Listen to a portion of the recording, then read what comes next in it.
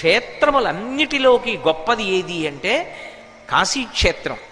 ఆ కాశీక్షేత్రం కన్నా గొప్ప క్షేత్రం ఈ భూమండలం మీద ఏదో తెలుసా? ఒక్క దక్షారామమే.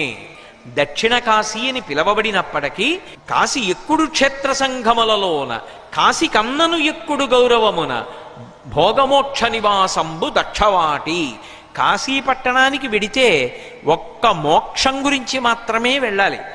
కానీ దక్షారామ క్షేత్రానికి ఉన్నటువంటి గొప్పతనం ఏమిటంటే అసలు దక్షారామ క్షేత్రంలో మోక్షానికి మోక్షము లభిస్తుంది.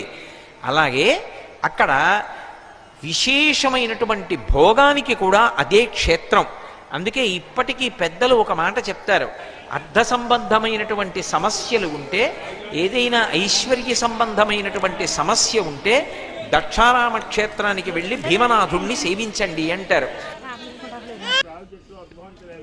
కాశీ వెళ్తే మోక్షమే సిద్ధిస్తుంది. ఇక్కడ భోగం మోక్షం బ్రతుకున్నంతకాలం రోడ్డు లేకపోతే ఇక్కడ విశేషం ఏంటో వినండి.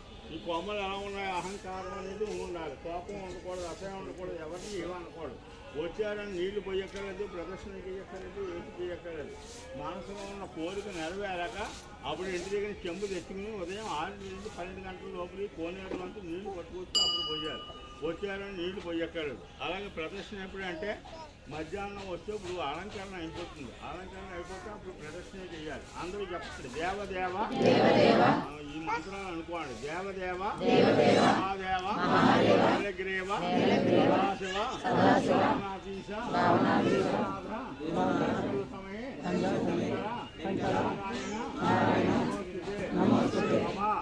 జాతకరీత్యా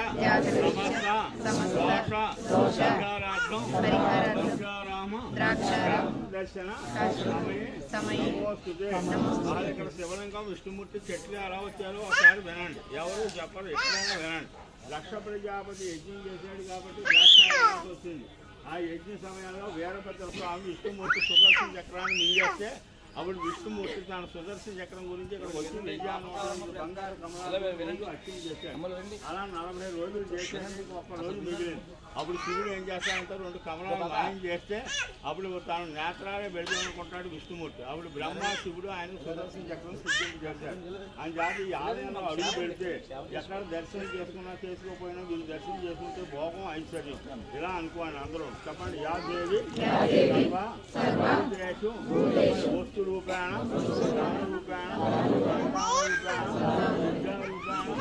ఉద్యోగ రూపేణ వివాహ రూపేణ వ్యవసాయ రూపేణ వ్యాపార రూపేణ రూపేణ వాహన రూపేణ రూపేణ నమో నమః మమ సమస్త దోష పరిహార